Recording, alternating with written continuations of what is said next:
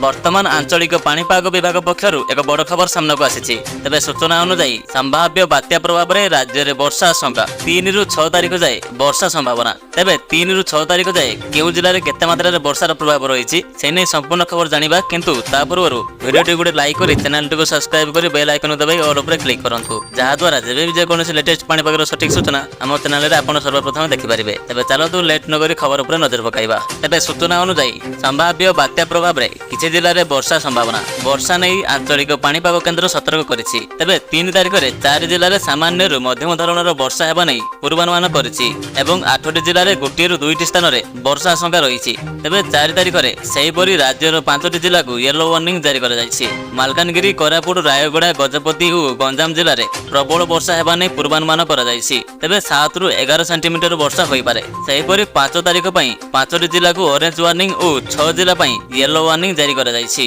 मालकानगिरी, कोरापुट, रायगड़ा, गजपति और गंजाम को orange warning जारी कर जाइछि। तेबे एही जिला गुडी करे प्रबल रु अति प्रबल वर्षा होई पारे। 7 ରୁ 20 सेंटीमीटर पर्यंत होई पारे वर्षा। तेबे नवरंगपुर, कलाहांडी, पुरी, नयागढ़, खोर्धा और कंधमाल पई येलो वार्निंग जारी करिछि पाणीपाग विभाग।